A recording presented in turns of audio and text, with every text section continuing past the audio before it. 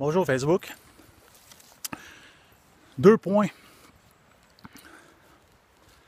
On aime ça dépenser l'énergie de notre chien en lançant une balle dans le cours. On dit on y lance, puis il n'arrête plus. Et la deuxième chose, ce qu'on s'est déjà fait dire que jouer à Tug of War, à tirer à corde ou tirer un jouet avec un chien pourrait rendre un chien agressif, pourrait rendre un chien dominant. Là où j'ai un problème là-dedans, c'est que le chien, il a ça en lui. C'est un prédateur. Donc, il a besoin de ses instincts, il a besoin de dépenser cette énergie-là. C'est comme si votre enfant il est sportif, puis mettons, il aime le hockey. Puis pas juste qu'il aime le hockey, il est vraiment bon là-dedans. Est-ce que vous allez y empêcher de jouer à ça? Non, sûrement pas. Vous allez encourager ça. Ça peut coûter cher. C'est vrai que ça peut coûter cher. Comme on peut aller jouer dans la rue avec nos chiens, avec nos enfants, puis jouer au hockey avec eux autres. Ça coûte pas si cher que ça, un bâton, une balle ou une puck. Mais 2 roches pour faire un but. Mais au moins, la passion, la dépense d'énergie, puis la passion, puis qu'est-ce qu'ils ont en eux autres, on l'encourage. Le chien, c'est un peu la même chose. Donc, si on veut faire travailler le mental du chien, en plus du faire courir après la balle, intégrer de l'obéissance, faites-le travailler en même temps. Faites-leur attendre. Quand j'étais jeune, mes parents ils ont vu que j'avais un intérêt sur les arts martiaux. Puis c'est quoi les arts martiaux? C'est un art de combat. Est-ce que mes parents avaient peur que j'étais pour aller péter la gueule à tout le monde? Non. Ils savaient que c'était pour m'apprendre la discipline. Ils savaient que c'était pour m'apprendre le contrôle sur moi-même, le contrôle sur les situations. Puis la règle d'or qui était dans ce temps-là, c'était tu n'utilises jamais cet art-là à l'extérieur. Bon, à moins que on soit en survie, mais c'est qu'on apprend le contrôle. Donc le Tug of War, c'est à peu près la même chose. Donc on apprend la discipline aux chiens, on apprend quand c'est le temps de faire quelque chose, quand c'est le temps d'arrêter. Puis en plus, on construit une meilleure relation avec le chien. Il faut qu'on lui montre quand c'est correct de tirer, mais quand c'est correct de nous le donner aussi. Puis c'est pas nous autres contre le chien, c'est le chien et nous qui font une équipe contre le jouet.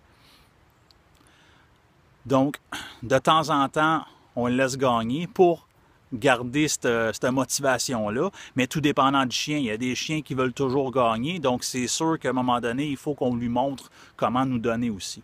Donc, la façon que je vais procéder souvent, c'est que je peux avoir de la nourriture ou une gâterie pour enlever l'intérêt, mais je veux que le chien apprenne à penser par lui-même. Donc, ce que je vais faire, c'est qu'à la place de tirer sur le jouet, je vais le tenir, puis je vais attendre. Le chien va tirer, il va tirer. Puis la seconde qu'il enlève, je peux récompenser soit avec encore du tug, en lui disant « OK, tu peux venir le chercher », ou bien je vais récompenser avec un flattage ou de la bouffe, etc. Qu'est-ce que ça va montrer? C'est que ça va montrer que le chien, la seule façon qu'il peut venir prendre le jouet, c'est quand je lui dis que c'est correct. Puis là, quand je lui dis que c'est correct, là, il peut tirer, il peut faire le fou jusqu'à temps que je lui dise que « donne-moi-le ». Donc, ça construit pas mal une relation avec le chien, ça le fait travailler mentalement, ses impulsions. Dans la vraie vie, souvent, si le chien a compris comment nous donner le jouet, graduellement, si on prend la même technique, ça peut fonctionner aussi s'il va voler un bas, un soulier, une sacoche ou n'importe quoi qu'on ne veut pas vraiment qu'il se mette à manger. On me dérange. Donc, ça ne rendra pas le chien agressif si c'est bien fait.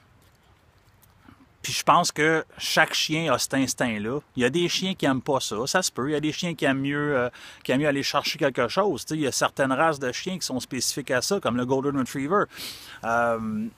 Mais ça peut se développer pareil. Puis si on mélange l'obéissance, on mélange le travail, puis ça devient sa récompense, puis on est capable de prendre une petite switch on, une petite switch off, puis contrôler la situation, puis avoir du fun en plus. Bonne journée. Qui m'en couche. Ça, c'est bon chien. Assis. Good boy. Qui va au pied. Au pied, moi, good. Couche. Non, couche. Yes. Assis. Go. Qui va bien. Done? Non. Go. Go.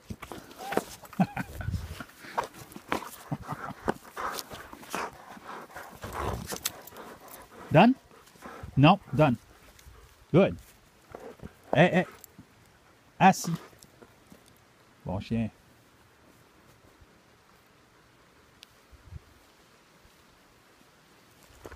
Non, done. Qui m'ont go. Qui m'ont done.